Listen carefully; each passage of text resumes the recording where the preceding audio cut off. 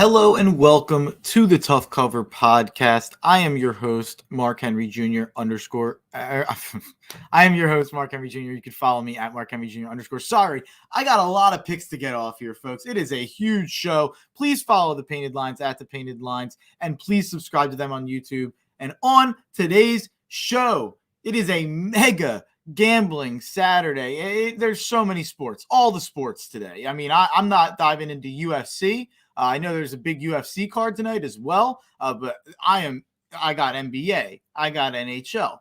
Of course, I got college basketball. There's 136 games today, and of course, I'm going to be talking about the NFL Divisional Round. Two big time matchups today. I debated talking about tomorrow's matchups today, but I'm going to give you guys another show tomorrow. I'm going to do a Sunday show and get those stats off for tomorrow. There's so many picks today. I didn't want to jam in some nuggets on tomorrow's games. So, this is it's going to be a fun day. So, I had to drop by and go over it. This is going to be one of the biggest cards I've ever given out in the Tough Cover Pod's history. And we just crossed over to the green at plus 1.5 units in the month of January, clawing back after a rough start. So without further ado, let's get ready to gamble. At 1 o'clock, Marky Pucks. He's coming out early. He usually doesn't come out until after dark, but it's 1 o'clock. There's hockey going on, and I'm taking the Buffalo Sabres money line versus the Philadelphia Flyers for 1 unit. That's how we're going to get started today. We got the Flyers coming in having lost 10 straight. Marky Pucks even knows that they should not be favored against anyone. We took Columbus the other night as an underdog. They cashed. We took another team against them as an underdog last week. They cashed. We expect more of the same from the Sabres today, but it's a 1 unit play because the Sabres are not a very good team as well. But this is that's just a fade of the Flyers. At 4 o'clock, we're moving over to college basketball. I've got Notre Dame plus 2.5 at Louisville for 4 units. Notre Dame hasn't won at Louisville since 2015 or beat them since 2017.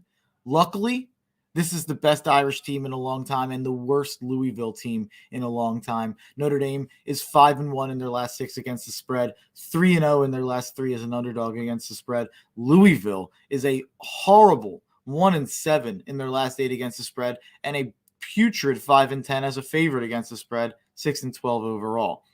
Notre Dame has 3 reliable double-digit scorers, while Louisville only has 1. Every sign for me here points to a Notre Dame victory. I like the coaching with Mike Bray. I think he's done a fantastic job this year, overachieving expectations with the Irish, and I think that's more of the same. I think they overachieved Vegas's expectations today, and I think Notre Dame takes down Louisville. I think they exercise some of those Louisville demons of the Yum Center, I believe it's called, and I think they continue their impressive season. So Notre Dame plus 2.5 for a pretty big play here at 4 units. Really like Notre Dame today. So then moving on to a smaller play, but we're sticking in the ACC. I like Virginia plus 2.5 at NC State for 2 units. Not a lot of stats here. This is pretty simple. This is a fade of NC State more than anything. NC State is 1-7 against the spread as a favorite, 3-10 against the spread at home. Virginia has not been very good, and they have been up and down. They're still in the hunt for the bubble, though, if they win this game, and they're still 3-1 in their last 4 as an underdog against the spread. This is still a better team than the Wolfpack. I'll take Virginia here, and I trust Tony Bennett over Kevin Keatts, who's probably kind of a dead coach walking here. I can't imagine that he'll come back after this season if they don't turn things around. So I'll take Virginia plus 2.5 for 2 units. And then moving on to my best bet, my play of the day, my lock of the night. And you can see it right here. It's not LSU, but it's LSU related. I'm going with the Cincinnati Bengals plus 4 at the Tennessee Titans, 8.5 units to win 8. This is veering into early game of the year territory for me. The Bengals are 6-2 against the spread on the road, 5-3 against the spread as a dog, 4-1 against the spread as a road dog, and they come in having covered 5 straight. I am very juiced up on Cincinnati. I'm juiced up because of these electric weapons at the Bengals' disposal on offense, and it does not scare me that they didn't play their best game against Las Vegas because they found a way to win. But this is why I took Bengals plus 850 to win the AFC. I loved the way the bracket broke for Cincinnati to potentially get Vegas and Tennessee back-to-back, because this bet has more to do with Tennessee than it does with Cincinnati, you could argue. Props to Mike Vrabel. Props to Derrick Henry for coming back from an injury. I'm happy to see one of my favorite players in the league, Derrick Henry, back and playing, especially when the lights are the brightest and when everyone's paying attention to the Titans. But this is the most vulnerable one seed I've ever seen. That near collapse Texans game in Week 18 told me so much about the Titans. Davis Mills was dicing them up, and I'm a member of Mills Mafia, but Davis Mills is not Joe Burrow. I think Joe Burrow is going to have his way with this Titans pass defense, which that is how you attack this Titans pass defense. Joe Mixon might not have a huge day. The Titans have been pretty good against the run, but I don't believe that they'll be able to stop Joe Burrow through the air. And the Titans are only 4-5 against the spread as a favorite this season. They're a 1 seed that's only been favored 9 times, which I think that tells you a lot right there. Vegas has not bought into this Tennessee team all year. I think they have something against Tennessee. Memphis, the Grizzlies in the NBA. They're underdogs all the time. They cashed as my best bet as an underdog last night. They've been one of the most disrespected teams by Vegas in the NBA.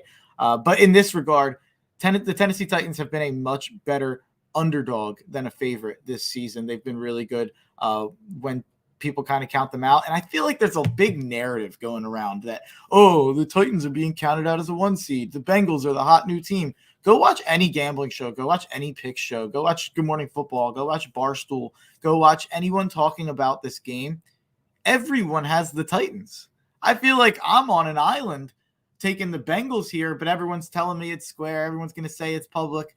I feel like I'm on an island, and that makes me feel a little bit better about the game. And a fun little historic trend or stat for both the Bengals game and the next game, which this will lead us into.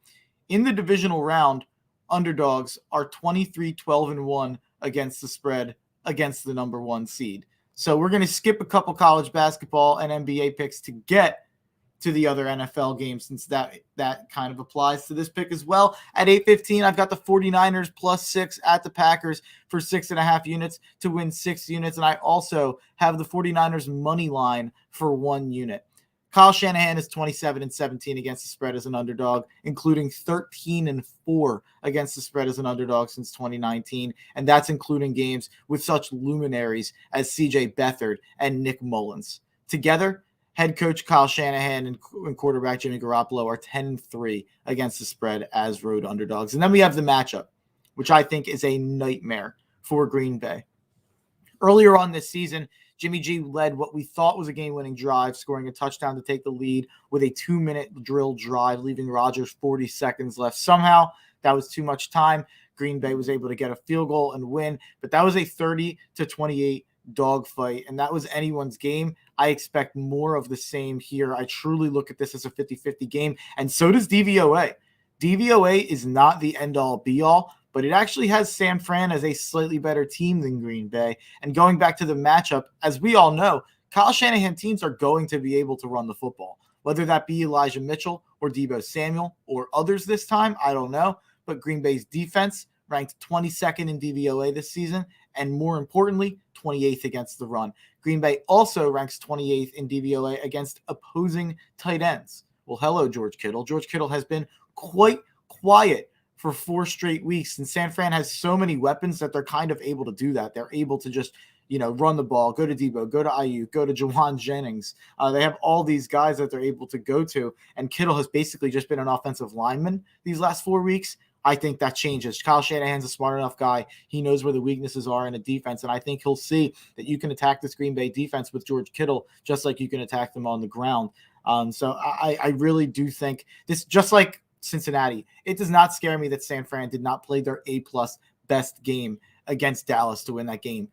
I don't think we've seen the best version of San Francisco yet, just like I don't think we've seen the best version of Cincinnati. I think we see those versions of Cincinnati and San Francisco today. I think the Niners go into Lambeau and not only cover, but I think they pull out this game. They find a way to win, a little sprinkle on the money line. And can we just talk about what happens if the Niners go on a run here and Jimmy G goes to the Super Bowl again? Even if they lose, or if they win, whatever happens, they probably still trade Jimmy G. And if that's the case, we might need a Jimmy G 30 for 30. It's been an absolutely wild career path for Jimmy G, from being drafted as the heir apparent for Tom Brady a decade ago almost. And, you get traded from New England. You have the whole saga with Tom Brady and Alex Guerrero. San Francisco, you go to the Super Bowl. You have all the injury issues. San Francisco gives up on you. They go up and draft Trey Lance. But if he was able to get to a Super Bowl, or if he was able to win this game even, and it changes a lot of their decision making, I think they still would go with Trey Lance. But seeing Jimmy G help the Niners go to a Super Bowl out of spite is one of the outcomes I'd love to see this year. It's one of the outcomes I'm rooting for at this point. And then last play in this football game, Deebo Samuel, anytime touchdown scorer for 2 units. Due to what I mentioned about Green Bay's running game being weak, you have to imagine Deebo Samuel has a big game today, not only through the air, but on the ground. And him scoring a touchdown would not even classify as a big day for Deebo Samuel, since he does it so frequently. He has scored in 8 of the last 9 games, scoring 10 total touchdowns in that 9-game stretch. And like I said, he's not just a receiver. He's a running back too at this point. He has 6 receiving touchdowns on the year and 9 rushing touchdowns. So I think giving me Deebo at minus 110, even money basically, with his recent success in this matchup, feels like stealing.